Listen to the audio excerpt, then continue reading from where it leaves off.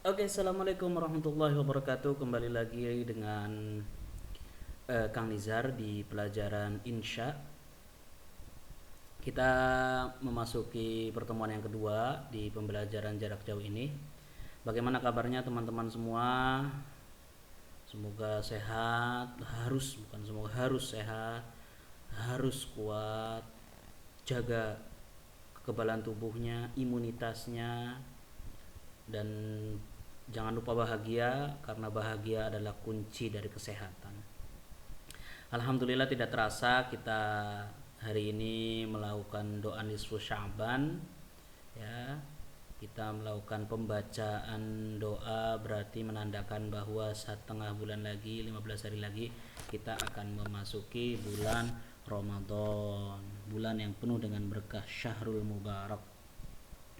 Alhamdulillah, di pertemuan kali ini kita akan membahas tentang bagaimana kembali mengulang bagaimana kita menyusun kalimat dalam bahasa Arab. Memulai, beberapa sudah sering rumus-rumusnya, tapi ini ada tambahan. Pertama kali ketika kalian diperintahkan untuk membuat kalimat, misal ada perintah untuk mengarang satu tema, maka tipsnya seperti apa, langkah-langkahnya seperti apa. Nah ini, langkah pertama adalah dengan menentukan tema yang akan ditulis.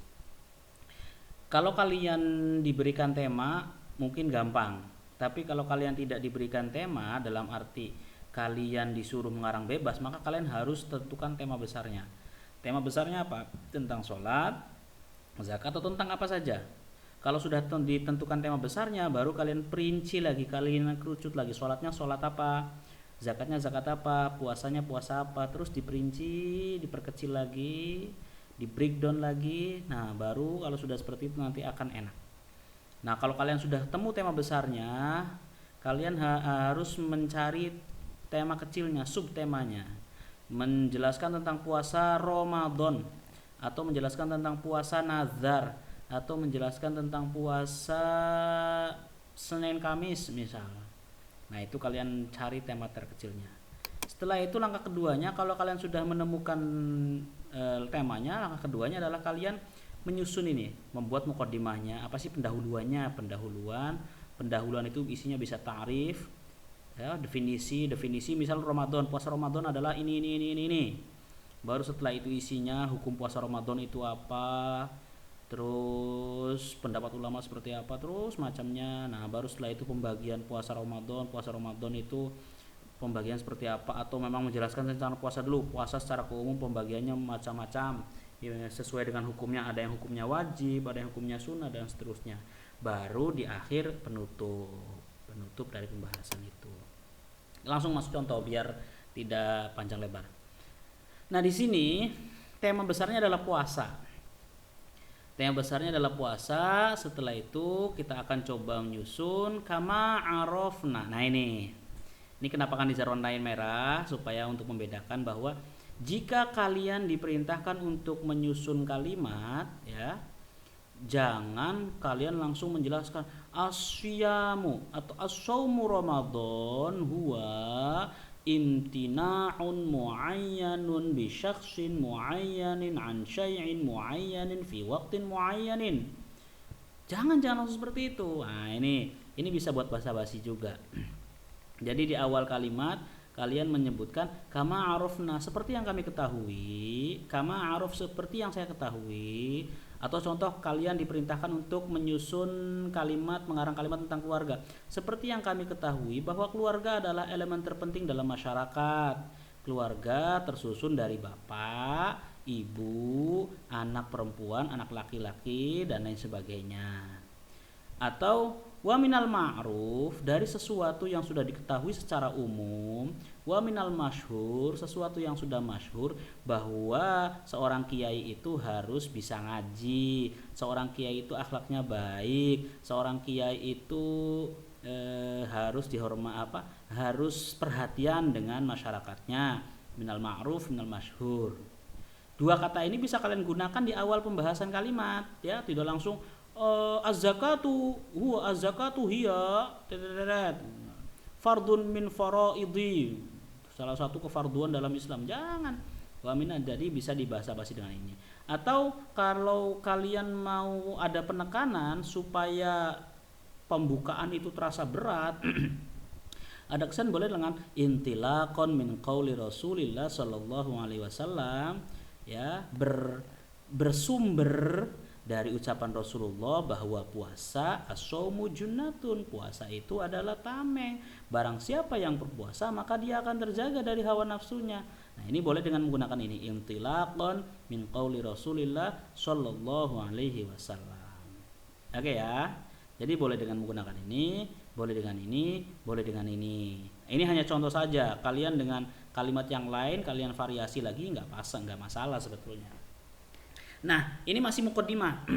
Dalam muqaddimah kita bisa dengan menggunakan kama arafna, minal ma'ruf, intilaqan dan seterusnya, atau bisa ditambahkan dengan definisi. Apa sih puasa itu? Nah, ingat, definisi itu mencakup dua hal. Ada definisi secara lughawi, ada definisi secara istilahi. Jangan lupa ya. Jadi dalam muqaddimah itu kalian menyebutkan seperti ini, ada penekanan hadis Rasulullah, ada penekanan ayat Al-Quran, ada penekanan qaul ulama. Kalau misal nggak usah ribet-ribet, misal secara umum aja. Secara umum, seperti yang kami ketahui, secara umum bahwa keluarga itu terdiri dari 3 komponen. 1 bapak, 2 ibu, 3 anak. Nah itu secara keumuman saja boleh kalau nggak tahu Al-Quran atau hadisnya. Setelah itu definisi keluarga adalah secara bahasa, keluarga adalah secara istilah dan seterusnya. Oke, nah di sini kenapa dikasih tanda kurung? Boleh pakai huwa. Asyamu fil lughah huwa boleh. Asyamu lughatan huwa boleh. Asyamu fil lughah huwa boleh, atau pakai bi annahu. Fil lugha bi annahu boleh, sama saja ya. Yang penting di sini menunjukkan bahwa puasa secara lughat, bahwa bi annahu kan bahwa juga, huwa bahwa al imtina'u an syai'in muayyanin sawa'un kana fi'lan aw qawlan, mencegah dari sesuatu yang khusus, baik itu pekerjaan atau ucapan. Wahya ma'khudzatun minal fi'li soma. Lafal saum itu diambil dari lafal soma, ay amsaka dan seterusnya. Secara istilahi ada huwa juga boleh, ibi anahu juga boleh. Imtina'un muayyanun, sesuatu yang dicegah secara khusus, bisyaksin muayyanin, oleh seseorang yang khusus, enggak sembarang orang, harus balik. An syai'in muayyanin, dari sesuatu yang khusus, fi waqtin muayyanin, dalam waktu yang khusus. Oke ya, paham ya. Jadi ini termasuk dalam muqaddimah pembahasan. Kalau kalian disuruh menyusun kalimat, kalian harus paham ini. Pembahasan muqaddimahnya apa ya? Muqaddimahnya yang ngarang saja. Seperti yang kami ketahui bahwa orang yang melakukan jual beli itu harus jujur. Intilaqan min qouli Rasulullah, bersumber dari hadis Rasulullah, ini. Apa sih jual beli? Jual beli secara bahasa adalah ini, secara istilahi adalah ini, dan seterusnya. List point yang kedua, tahapan yang kedua. Tahapan yang kedua adalah lubabul bahas, menjelaskan inti bahas. Inti bahas kalian boleh, ini Kang Nizar langsung pembagian ya di taksimul bahas. Lubabul bahas, inti bahas adalah boleh kalian menjelaskan bahwa puasa sejarahnya seperti apa, ditarik sejarahnya puasa sebelum Islam, sejarahnya puasa ketika Islam, sejarahnya awal-awal orang berpuasa, sejarahnya puasa Ramadan dan lain sebagainya, hukum puasa Ramadan dan lain sebagainya. Itu inti dari pembahasan. Atau misal kalian menjelaskan bahwa Ramadan itu adalah hukum Ramadan, puasa Ramadan adalah wajib karena ini dan seterusnya. Nah, ini boleh pembagian puasa, boleh sebelum lubabul bahas atau boleh setelah lubabul bahas. Tergantung aja ya, kalau menjelaskan tentang keluarga, tentang apa, tergantung temanya. Pembagian tema itu ada pembagian enggak, kalau boleh setelah muqaddimah atau boleh setelah lubabul bahas. Yang qasimu asyiyam, puasa terbagi bin nazri ila hukmihi, tergantung dari hukumnya, dilihat dari hukumnya ya, ila iddati anwa'in, terbagi menjadi berbagai macam. Minha, awas, minha itu menunjukkan apa? Sebagiannya ini kan yang qasimu asyamu puasa terbagi bin nadri ila hukmihi dengan melihat hukum-hukumnya ila iddati anwa'in menjadi berbagai macam. Minha, ingat ya, kalau untuk menunjukkan bagian, saya punya 10 kambing, sebagiannya ada kambing Garut. Minha, kambing Garut, itu pakainya minha, hanya kembali kepada iddati anwa. Minha asyamul wajib, puasa yang wajib, wasyamul mustahab, puasa yang sunnah, wasyamul makruh, puasa yang makruh, wa ghairu dzalik, dan selainnya. Ya, oke ya. Jadi kita di sini tahap ini menjelaskan taksimul bahats, pembagian bahats ya, yang dimana taksimul bahats ini bisa terletak setelah muqaddimah, bisa juga terletak setelah lubabul bahats. Lubabul bahatsnya lupa kan saya tidak tuliskan, mohon maaf. Tapi intinya boleh lubabul bahats menjelaskan tentang hukum dari wajibnya puasa Ramadan, sejarah puasa sebelum Islam, sejarah puasa setelah Islam masuk, atau sejarah bagaimana perkembangan puasa Ramadan pada masa sahabat, ulama, dan seterusnya. Oke. Nah, di sini ya, mohon maaf, di sini Kang Nizar lupa menuliskan tentang khotimatul bahas, penutupannya bahas. Nah, khotimatul bahas bisa dalam bentuk apa? Khotimatul bahas itu bisa dalam bentuk penyebutan hikmatul bahas. Contoh, demikian penjelasan puasa Ramadan. Apa sih hikmahnya? Hikmah dari penjelasan puasa Ramadan, puasa adalah tameng, as-shaumu junnatun. Puasa adalah tameng. Karena puasa adalah tameng, mari kita berpuasa, karena salah satu hikmah puasa bisa mencegah kita dari hawa nafsu. Wallahu a'lam, assalamualaikum, dan seterusnya. Itu namanya khotimatul bahas. Bisa ditutup dengan tameng atau bisa ditutup dengan hikmatul bahas, bisa ditutup dengan qaulul ulama. Menurut Imam Syafi'i, puasa adalah cara yang terbaik untuk menahan seseorang yang ingin menikah, misal. Nah, itu bisa ditutup dengan qaulul ulama. Oke ya. Jadi tahap-tahapnya seperti itu. Yang pertama apa tahapnya? Yang pertama kita membuat muqaddimah, ta'rif, terus lubabul bahats, intinya, terus pembagiannya, baru khotimatul bahats.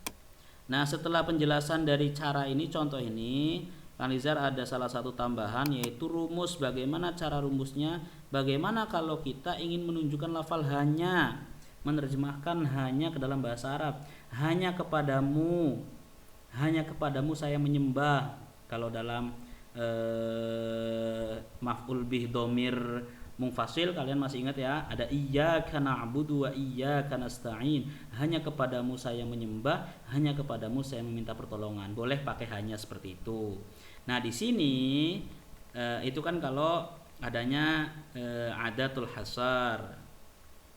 Nah, di sini kita untuk mempermudah, ketika kita ingin menerjemahkan hanya dalam bahasa Arab, cukup kita dengan menggunakan innama saja.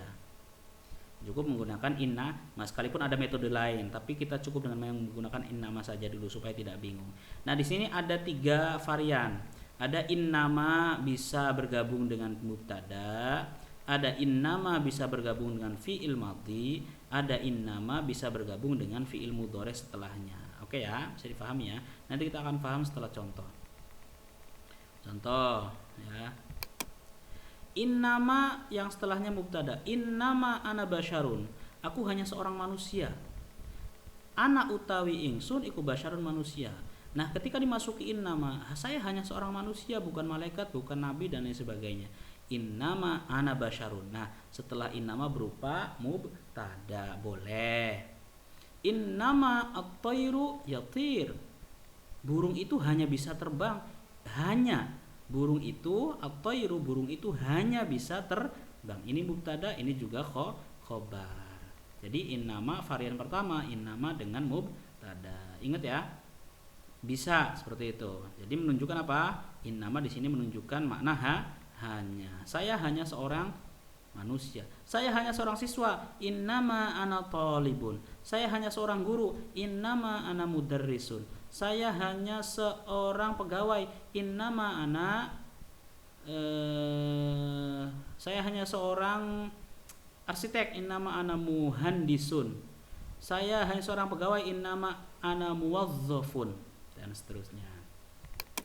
Sekarang varian yang kedua, innama dengan fi'il madhi. Lafal setelahnya berupa fi'il madhi. Innama harrama alaikumul maitata waddama. Sesungguhnya Allah hanya mengharapkan kepada kalian bangkai, darah, dan lain-lain. Innama, mohon maaf kurang i, bangkai. Innama harrama, sesungguhnya, mana fa'ilnya? Harrama fi'il ma, di mana fa'ilnya? Fa'ilnya lafzul jalalah yang tersimpan. Harrama, ngaramakan sapa Allah. Ya, kalau menerjemahkan berawal dari fa'ilnya ya. Ingat-ingat ya. Allah hanya, sesungguhnya Allah, ini fa'il dari haroma, Allah hanya mengharamkan bagimu al-maitata, bangkai, wadama, dan darah, dan seterusnya, walahmal khinziri, dan seterusnya. Nah, di sini varian yang kedua, innama bergabung dengan fi'il madhi. Contoh yang gampang lagi, innama araftu akhaka. Innama, sesungguhnya, araftu, saya mengenal, akhaka, ing sedulur siro, sedulur lanang siro. Arafa fi'il, tunya fa'il, akhokanya maf'ul. Saya hanya mengenal saudara laki-lakimu. Saya hanya mengenal saudaramu. Ingat ya, saya hanya mengenal saudaramu. Oke, ini varian yang kedua, innama. Varian yang ketiga yaitu innama dengan fi'il mudhari. Innama yakhsha Allah min ibadihi al-ulama'u. Nah, ini agak sulit nih. Innama yakhsha Allah min ibadihi al-ulama'u. Hanya, ini yakhsha takut, artinya mana fa'ilnya? Fa'ilnya di sini di belakang, Allah al-ulama'u. Mana maf'ulnya? Ini maf'ulnya, Allah. Berarti bagaimana? Hanya para ulama saja yang takut kepada Allah. Hanya ulama yang takut kepada Allah. Innama, hanya, al-ulama'u menjadi fa'il ulama, yakhsha takut, hanya ulama yang takut kepada Allah. Nah, ini varian yang ketiga, innama setelahnya dengan fi'il mudhari. Yang paling gampang, innama ya'khudhu al-kitaba minni. Ya'khudhu, dia mengambil, dia fa'ilnya kan dia dulu kan, fa'ilnya sebutkan, dia hanya mengambil, atau hanya dia yang mengambil kitab dariku, atau dia hanya mengambil kitab dariku. Bisa seperti itu, bisa diartikan hanya dia yang mengambil kitab dariku, atau dia hanya mengambil kitab dariku, ya. Hanya dia yang mengambil kitab dariku, bisa dia hanya mengambil kitab dariku. Innama ya'khudhu al-kitab menjadi maf'ul bi, fa'ilnya adalah dhamir huwa minni, dariku. Ya, jadi ini varian yang ketiga, innama. Oleh karena itu, jika kita ingin membuat makna hanya, maka yang paling gampang adalah cukup menambahkan innama. Sekalipun ada contoh-contoh yang lain, cara yang lain, tapi yang paling gampang kita tahu dengan innama saja. Ya, mungkin itu pembahasan pertemuan kita kali ini. Mudah-mudahan kita semua dalam kondisi sehat walafiat, supaya kita bisa kembali ke pesantren lagi. Situasi ini semakin cepat selesai, karena saya pun kangen kembali ke pesantren bertemu dengan kalian semua. Terima kasih, syukran wa dumtum fil khairi wal barakati wan najah, wallahul muwaffiq ila aqwamit thoriq. Wassalamualaikum warahmatullahi wabarakatuh.